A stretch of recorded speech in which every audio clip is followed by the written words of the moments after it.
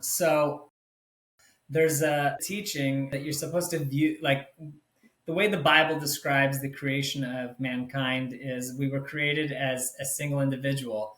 That was the entirety of humanity and the entirety of mankind. Now, again, whether or not that's something that your audience believes in or not is irrelevant to the message. You were created in order to make a difference and to make the world a better place than it was before you came into this world. Every decision, both positive and negative, that you make can tip the scales. You're here for a reason. You're here for a mission, and you should believe that you have that capacity and that you can make those changes. Hello, my fellow humans, and welcome to the Multiverse Leadership Podcast. What is one risk you've taken, big or small, that's taught you something valuable about yourself or changed the way you approach challenges? Today, I'm thrilled to have Adam Haston on the podcast. Adam is a founder and CEO of the Haston Equity Group and a dedicated entrepreneur, educator, and the author of The Wonder Effect. With a dynamic background spanning from leadership, personal development, real estate, Adam is passionate about igniting potential in others and reframing failure as a vital part in growth. He brings wisdom from his experiences as business leader, educator, and rabbi, and marathon runner, and world traveler, all while balancing life as a devoted husband and father of 7. Adam, welcome to the podcast. Thank you so much, Justin, for having me on your show, and it's a pleasure to be here. Thank you. We're excited for this conversation. Same.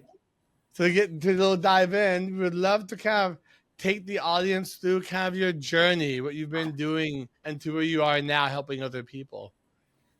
Sure. I'm not sure where to start, how far back to go, but what I would basically say is that I have like stuff that I've done since I was like 16. I ended up basically leaving high school early after my junior year, and I would say that was one of the more transformational steps for me personally in my life. I was I wouldn't call myself a high school dropout because I ended up finishing, but I took a temporary pause. Now one of my parents at the time were very concerned that I would be leaving, and I wasn't like leaving to do nothing, but I was very interested in attending a program overseas, and it was going to be a whole learning program. So I ended up going against the grain for like it's hard to say no to one of your parents, but that was really one of the more transformational steps in my personal journey. And so sometimes you have to listen to what's inside of you in order for that inside to emerge. So that really was one of the like very beginning steps for lots of my personal journey, and that type of thing has repeated in different ways. It reminds me of it was a little bit before this time period, but I feel like it's so descriptive and describes all of these feelings that people have. But I think that I was probably about 15 or 16 years old. I went with a group of friends to a lake. The lake was called Elephant Butte, and it's located in, I don't actually even know the exact city, but it's in the middle of New Mexico. And we were on this boat, and we I don't actually even know whose it was. Somehow I'm on the boat. It wasn't like somebody that I knew, but whatever. So we were riding around the lake, and there's this place that you could basically jump off a cliff into the water. So we had to hike up this like trail. So he parks off the boat off like kind of the side, and then you hike up this trail, and when you get to the top, you were a big talker at the bottom saying you're going to jump off this, but when you get to the top, you're standing with this chasm between the top and the water below.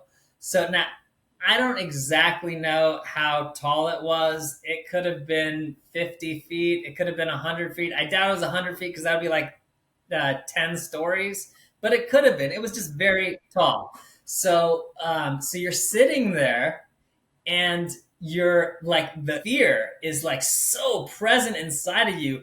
Every part of your being is like, don't jump, save yourself, be the coward. It's not worth it. And so like but in order to still move forward, you have to hold that feeling of fear, and in spite or despite of it, you have to take that leap forward. So I would say that this experience is true on so many different levels and in so many different places that people find themselves, or that they put themselves into. And I would say that it's true for lots of things that I ended up doing after that, which is to say that that generally in life there's lots to be afraid and fearful of. Change is difficult. Progress is terrifying, or it can be. And the fact that you have those feelings of fear, it actually might never go away. So if you're thinking by avoiding it that you're somehow something will change, that you won't feel that when you're wanting to do something else, it might never go away. So you have to be able to, to use the cliche, you have to be able to walk and chew gum. You have to be able to feel those feelings and not let those feelings be the sole arbiter or dictator for what your decision is going to be. And so that's sort of how I would frame in general, like my approach of things that have happened in my life. And again, I always feel like I need to qualify and clarify that feeling of fear, it's important that you feel that way, because it's going to concentrate your mind so that you can reduce all of the possible risks that you can. So, not feeling afraid at all might mean you jump out there in a way that you might do a belly flop, which could be catastrophic from that level of height. So it's important. I'm not saying dismiss and do away with the fear. It is important, but it's not important for the reason of that oftentimes people will use, which is simply to make the decision because you're afraid not to do something. So that's sort of the long-winded answer to your question. And I could go on to other things, but that's like the approach of this feeling and this ability to hold on to one's feelings but still make decisions. So that was my core first decision, and I've done lots of things after that, but I'll let you take it from here. Thank you so much for sharing that. There's so much to unpack there. And I feel that in such a real life way, that we always have these things called limiting beliefs. They're just so down inside of us. But you experience that in such a way where it's just like, you take the jump or you don't. What do you do here? And just putting that onto other parts of your life. I love how you explain that, because it's such a real life thing, and an issue that a lot of us have inside. I know myself, I used to have that as well. You know, not believing that I could move forward, not believing I could do things, and I just kind of stay stuck and do nothing. And I like how you were explaining how you took the non-traditional way of doing things by leaving school, even against your parents' will. But at the same time, we all have our own paths to walk, and you decided to walk your own. And doing that, you found such an extraordinary way to explain it and to help others do that also. Right. Thank you for sharing that. Sure. And I think that also, so when you start to have a sense of ownership of your decision making and your capacity for both independence and interdependence, you in that personal growth, that opens up horizons for what you actually allow for yourself to believe is possible. So the more of those personal steps that you make of exercising your muscle for free choice, the more that muscle grows, and the more that you feel the capability and possibility that you can do what you're looking to do. I love how you just framed that, because I myself have been there. where it's like I want to get to a certain level or a certain place, but I'm like I couldn't see it, I couldn't envision it. I could never see myself getting there. But like you said, just working on one thing, and that opens up that other thing, and it opens up that vision when you can see more clearly as you take the next step. It's such a real thing because a lot of us get stuck in that not believing, not knowing, not understanding, but then not growing Right, to really right. get there. It's really unfortunate. It's a place to be. It really sucks sometimes. Sucks to be in that place, but knowing that you can get out of it be very valuable to people to understand that. Yeah, yeah. Being in sucky places suck. Yeah, they're not the best. Not overrated, if you ask me. So let me ask you, what are some real life examples of things you've done or that you maybe have helped clients with to get out of those places, to get them past their limiting beliefs and make them take that jump off that cliff, jump into the water without necessarily belly flopping? Sure, sure. So, in in the Wonder Effect, the book that we're that you brought me on about, like all of these things are explored in different ways, and I'm not saying them exactly as they're written in the book, but and I feel like it's because I have a different way of verbally expressing them, but your question is what are some practical ways that I've helped people or myself through this? So I feel like there's really two components which are, I would say, relatively straightforward, but I think that this is a process that helps people. So I find a lot of times people aren't actually clear on what they want, or what their vision is for what they want. So I feel like there's an absolute classic book which I'm certain you haven't had the author on, and that's just because I think he has not been alive for quite some time. But there's a famous author, Stephen Covey. He wrote the book, The Seven Habits of Highly Effective People. So one of the things that he says in there is that you should start with the end in mind. Okay, so that basically is describing the need to have the vision first, because there's I think it's one of my favorite expressions, but I think it's from the book The Alice in Wonderland, which is, if you don't know where you're going, any road will get you there. So first, you have to know where you want to go. Any sort of planning, both strategic or tactical, any practical steps almost become worthless if you don't know what the point or what the point of the journey is, what your mission is, what your goals are, what your vision for that. So goals are really only a component of a broader vision of like what you actually see for yourself. So there's lots of different approaches that one can take. Sometimes people will take this on a spiritual or religious nature for vision. Sometimes this is more of a self-helpy type of thing, or sometimes that might be just more like career oriented. It could be lots of things, and I think that the all of what I'm saying work in all of those different environments. But first you have to have, like, what is the vision? And once you answer that, then you look at what's the difference between that, where I envision myself, and what my present reality is, or however I perceive my present reality. And once you have those two pieces, then you have an ability to make a plan, however, let's call it far fetched it might seem, but only once you have some plan can you then work on that. So I think they say in the military, plan your work and work your plan.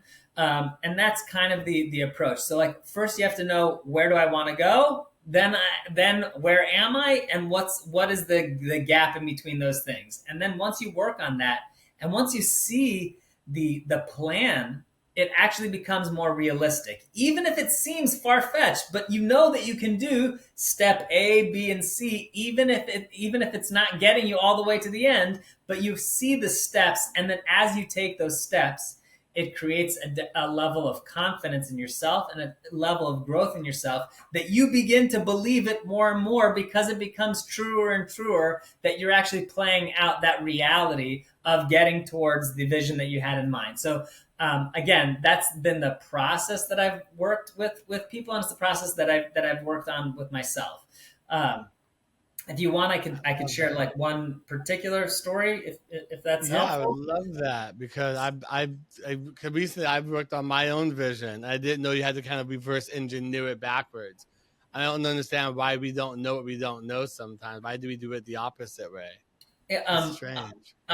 when you said that right now, are you saying that you didn't know that about reverse engineering it? No, so I didn't understand reverse engineering until I Oh, actually had someone to help me create my plan. okay, okay, I'd always did the opposite way, like, oh well, I have no vision, but I want to go somewhere. I know I want to go there, but like you said earlier, I'm taking all these roads, but I'm not getting anywhere. right, So I had to right, really kind of understand that, like how you put that. yeah. So, I mean, like, people react to things in different ways. So like I wish ChatGPT existed like before like when I was writing this book or before I was writing this book. Like Seriously. I would have put like additional things in there. But what I'll say is that again, everyone has different uses with it. Here's the way that I would apply what I'm saying and how I would use. Yeah. Again, you can use ChatGPT, you could use Gemini, you can use Claude, you could use a Perplexity. There's a million out there. ChatGPT is the more popular one, whatever. So the thing is that the way that if somebody had like zero clue on what their vision is or anything, I simply would say I would say to Chat, ask me 20 questions that when I answer those questions, it will help me develop or have a sense of the vision that I can create for myself. So again, because people have a hard time like staring a blank screen in their face, like what are they supposed to do? Start typing stuff. How do I see my vision? So basically, if you didn't have chat, you can have somebody just interview you. What do you see as your personal vision, and start digging into that in all the areas of your life. And then once you have that, again, if you're using AI, it'll help you construct that vision. And then it can even help you, okay, here's what my present circumstances are, or ask me questions about my present circumstances so that I can define the gap and help create this program. So that would be like in a present day with using the tools that now exist. That would be something that I would use as a way to help facilitate this growth. But the personal story was I wanted to get into real estate. So that, let's just say, that was my vision, and I can describe out more what that looked like, but I wanted to have some sense of personal independence. I wanted to be able to take care of my family in a way that I felt they should be taken care of. I wanted certain educational opportunities for them, so that was all part of it. And again, I could go on and on into the contours and the texture of that vision. But just to summarize it, so I had a vision that's what I wanted to do. So what I did was anybody that I possibly could think of that was either in real estate, knew somebody that's in real estate. I emailed everybody and I said to them, "This is what I want to do.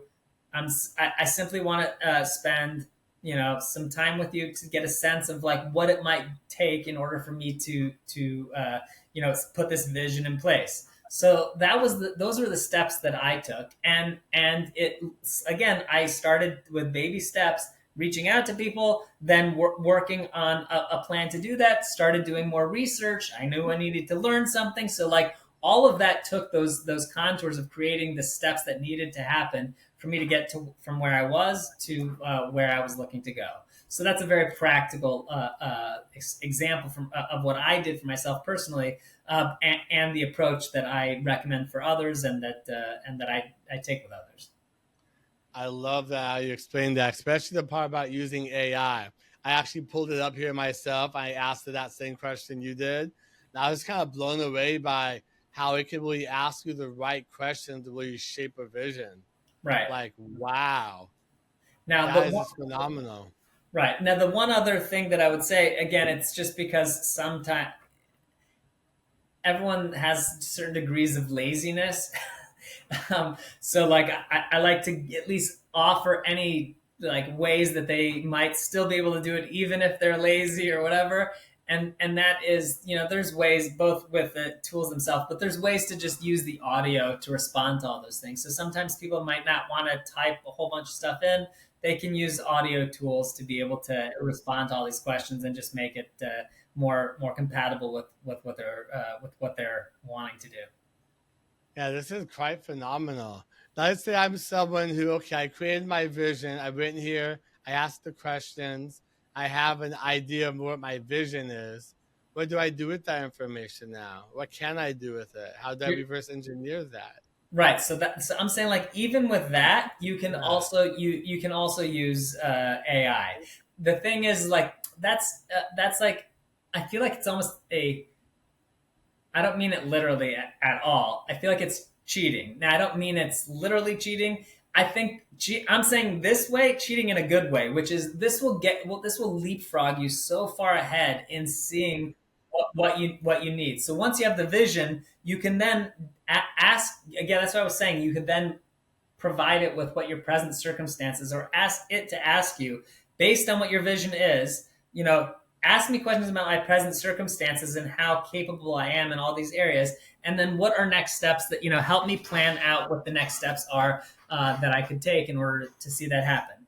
Now again, all of what I'm saying it's true even without the AI. All it would mean in the olden days, again, it depends on which part of the olden days you're talking about. If it's just using Google and the internet, you can say, this is what my vision is, blah, blah, blah, and it'll give you resources. And it would have meant you're reading and you're taking notes. Or if the internet didn't exist, then you're talking about talking to people, reaching out to whoever you know that you could possibly get someone that can give you some guidance that all provides that ability to get those next steps done.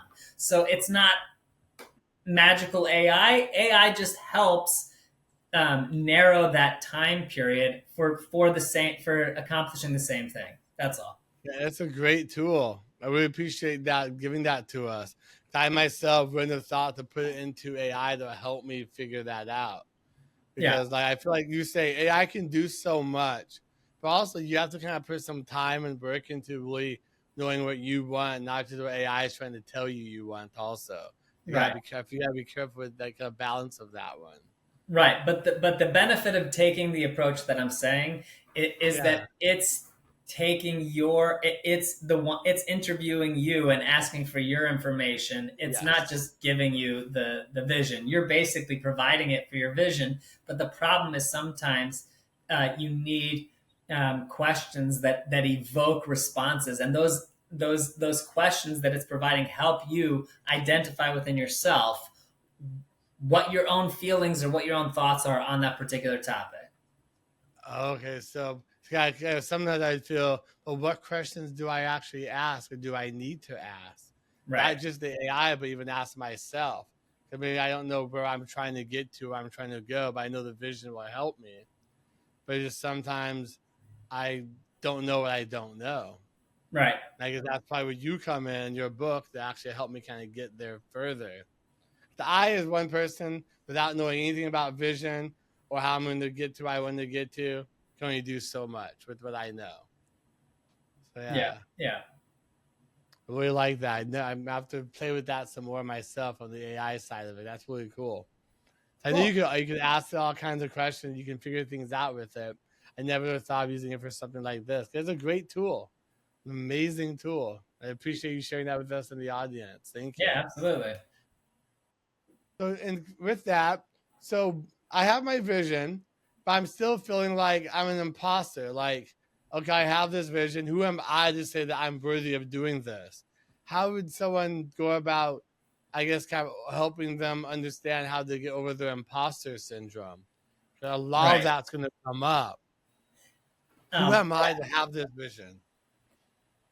right. So one of the famous stories that I talk about in there about imposter syndrome.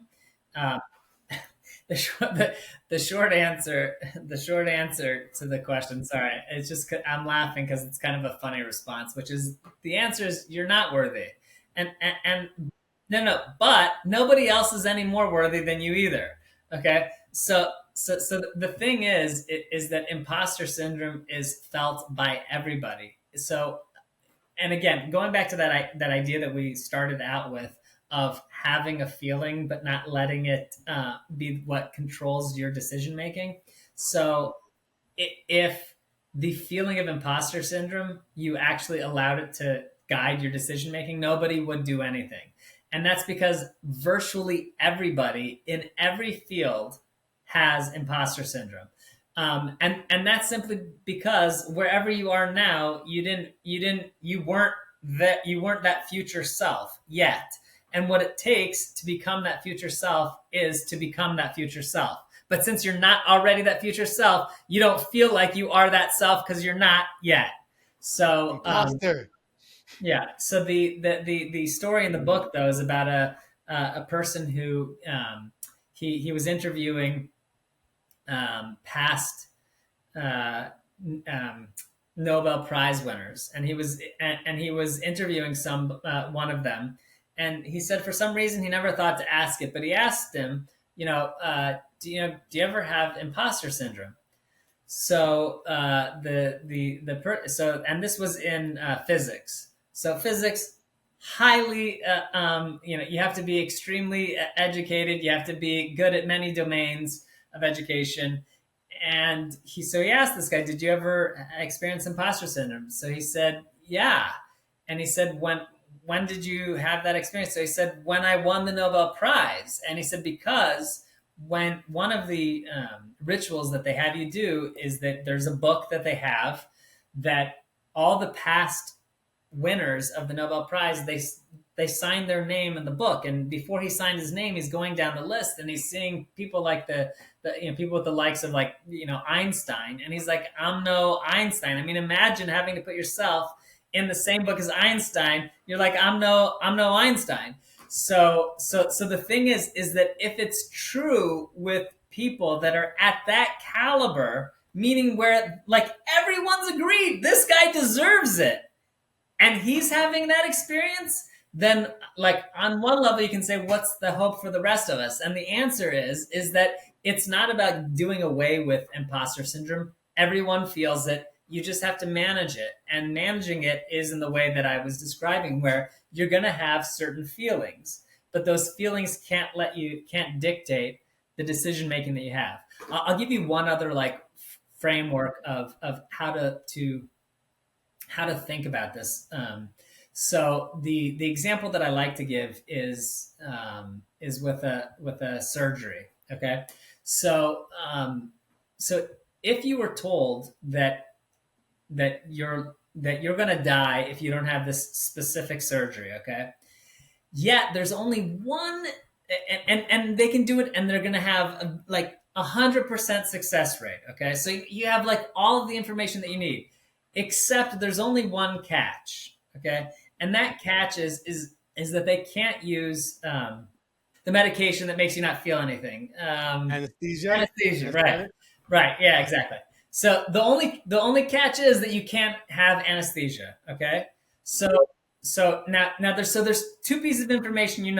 That you're going to be awake and feel everything that's happening, and that this is going to save your life. Okay. But having that information in your head, okay, and having that actual experience, it doesn't prevent those feelings from happening. You're still going to feel the pain. You're going to still feel all of that goes along with having a surgery without anesthesia.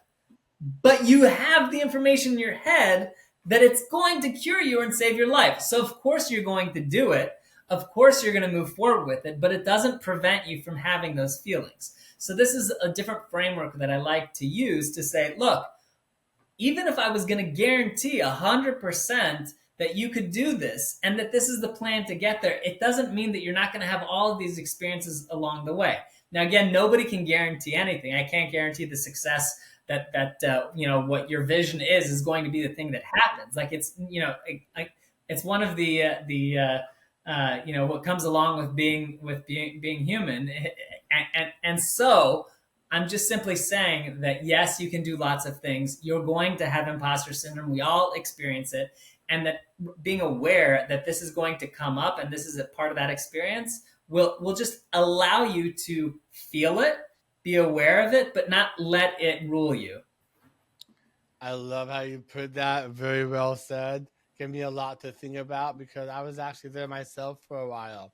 But I learned for me, I learned that it was overcoming. It took over. Almost like you're talking like I couldn't do anything. I couldn't feel anything. I thought I was just like useless. I was never gonna figure things out.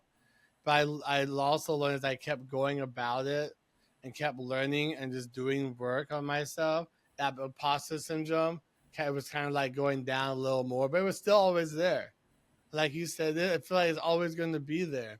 But the more I learn, the more I do the thing that scares me, the thing I want to do, I feel a lot more, what's the word? I have more, You have to more feel the word right, confidence. You have more belief in confidence. yourself. But Yeah. you've also grown so that it justifies the Yeah. confidence that you have, which all builds on each other. Damn, you said that better than me. Thank you. That's why you're the guest here. Hell yeah. But yeah, it's so true. And like it was really like we were talking earlier, it's scary just to get stuck in that place. Because when you're stuck there, you don't see a way out, but you understand that if you don't you do the work, it brings you out of there. And it doesn't not feeling's not gonna last of being an imposter. Cause it's weird. Like I do little things sometimes. I'm like, who am I to do this? But when you shared that story about comparing to Einstein, we all have those feelings. We all feel like inadequate, like imposters a lot of the times. Right, We just gotta right, do the thing that we know we can do, and it builds upon that confidence. right. And it's hard sometimes. Right, right, and a different way that I thought right now about saying it is that the reason is because you're not you until you become you, and so before you're you, which is your future you, you're past you until you make those changes and have that growth. So you're always not feeling completely you until you're you. I feel like identity and alignment come a lot to play with that too.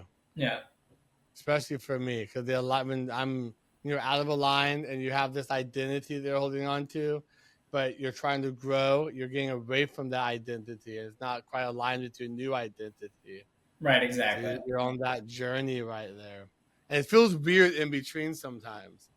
Yeah, You're in that in between that gray area of growth and moving on from the old identity. right, right. Man, a lot of good stuff there, man. I really appreciate you sharing that. So let me ask you this with the imposter syndrome, real quick. What are some? So I'm taking you still experience it time to time Of yourself. course. What? What are some things that are a little? What are some little tips you could give to kind of help people when they are feeling it, even though they've already done the thing they've done? Just kind of help them know that they need to move on to the next step in their life and kind of fill that gap and that they're going to be okay. I'm not sure if I understand the question. Can you say it in different words? Yeah.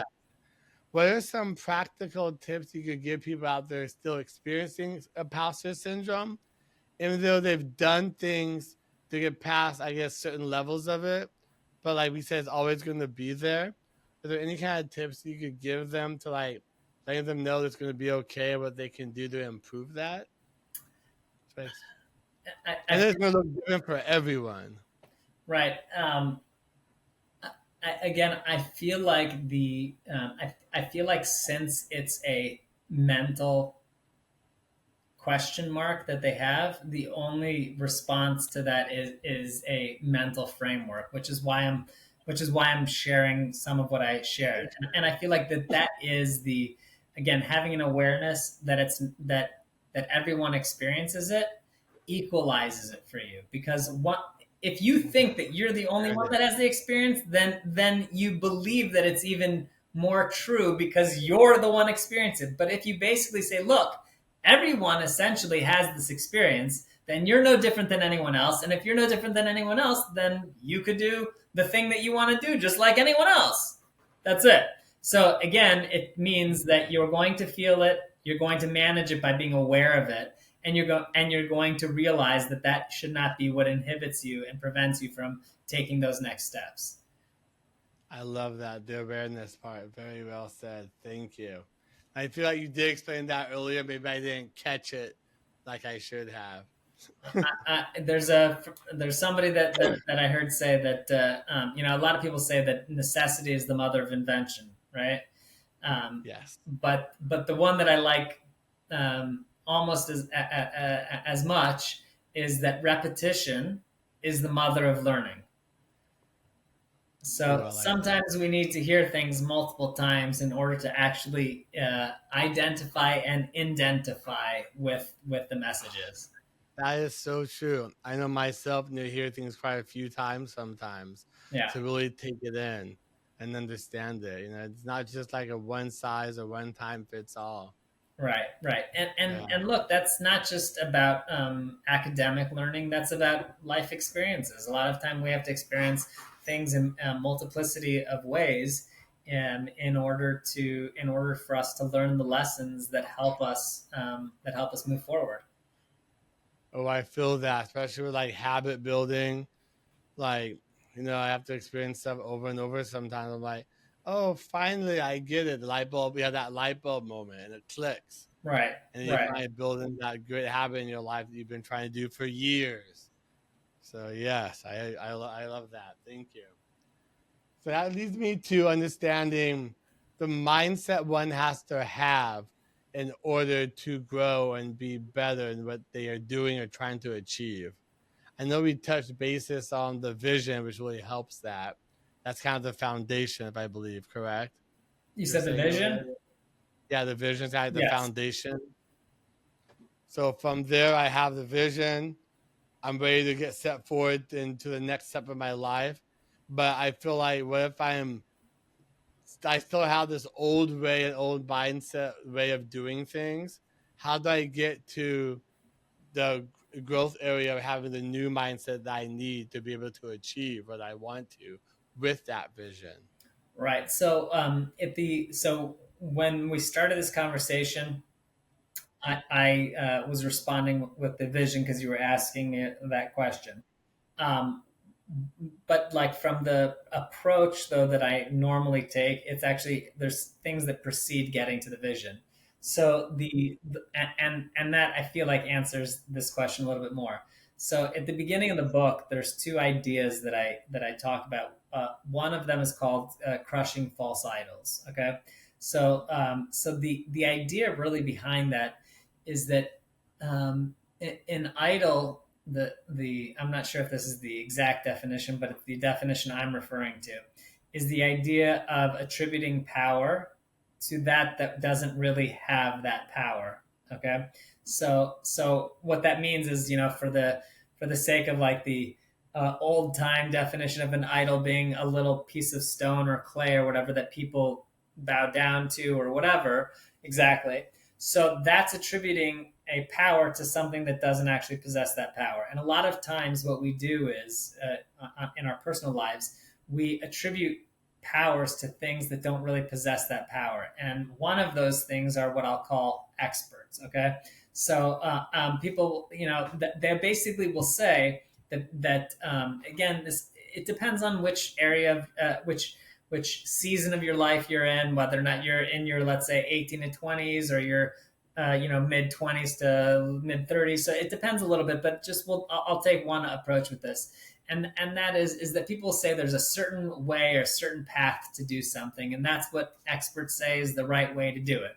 So again, I immediately will question that, and I'll say it's not always true. And furthermore, there's lots of things that have been impressed upon you by others and by outside forces, let's call them, whether or not it's by education, whether or not it's by upbringing, whether or not it's by environment. So you have lots of things that create the soup that you're living in, and the influences that you have that make you question what is possible. So the idea essentially with that first beginning of the book is basically to say you first have to like clean the slate a little bit, clear out what has been told to you the best that you can, And once you do that, then then once you've sort of set that stuff aside, you can actually get a sense, you can begin to get a sense at least of getting to know yourself or what you actually want, as opposed to what you want because others have told you that that's what you should want.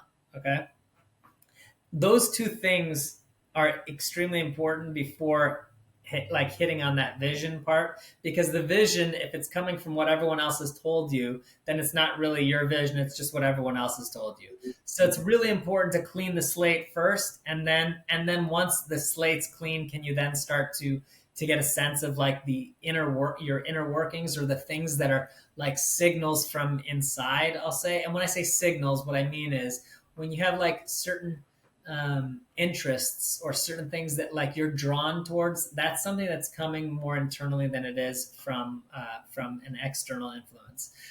So again, those things are important before you then set a vision, and that's why I'm saying now, before we go forward, that that's the approach that I would take first, and then you can set the vision.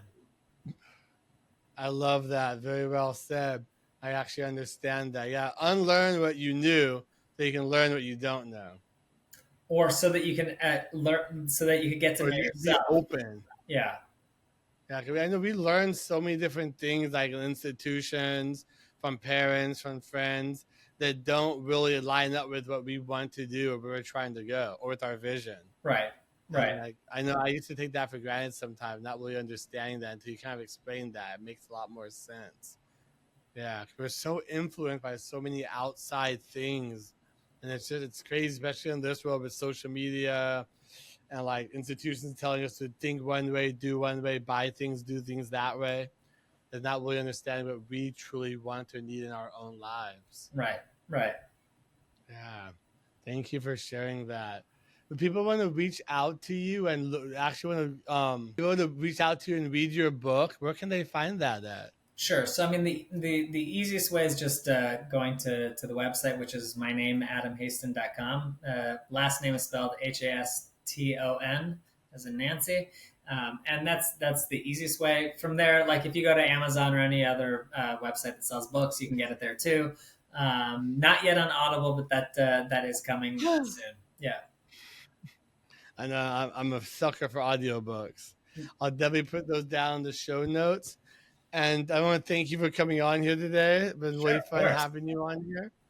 Is there anything you'd like to leave our audience with before we wrap it up today? All I would share with them is that they should allow themselves the permission to succeed and the permission to go after those things that they have interest for. And when they allow themselves to pull the thread of those interests, and they put some energy and some time behind that and effort, they would be surprised at what's possible if they're willing to do that. I love that. Very well said. Sometimes it just takes time to do stuff, and we don't give ourselves enough time to do them. Change takes time. That. It's the one thing that people don't like to hear. Right. I mean, on my journey, I've learned to really have a lot more grace and patience for myself as I'm on this journey. Right. At first, I was like, I need it now. I want it now. Why isn't this working? And it took some time to train that out of me. Right. It's still there a little bit because I'm only human, you know. Right. And one last thing, speaking of I'm only human, what does it mean to you to be a human being? So there's a teaching that you're supposed to view, like the way the Bible describes the creation of mankind is we were created as a single individual. That was the entirety of humanity and the entirety of mankind. Now, again, whether or not that's something that your audience believes in or not is irrelevant to the message. But the message that I believe is being communicated with that is the way that you should look at yourself and the way that you should look at the world. And that is to say that you were created in order to make a difference and to make the world a better place than it was before you came into this world. So you have to see yourself as the entirety of humanity, and that every decision, both positive and negative, that you make can tip the scales in making the world a better place, or God forbid, the opposite. So humanity is the one being in this world that actually can change the entire makeup of the world. So it's extremely important what you do. You're here for a reason. You're here for a mission, and you should believe that you have that capacity and that you can make those changes. Wow, that was very well said. Thank you so much for sharing that. Sure. I love when people answer that question because it makes you think, you know, kind of goes a little bit deeper. Yeah. Well, Adam, I want to thank you so much for coming on here today. It's been a real pleasure having this conversation with you. Same. I enjoyed it very much, Justin. Thanks for having me on. Yeah. You have a good rest of your day. Thank you. You too. All right. Take care. Bye. Bye.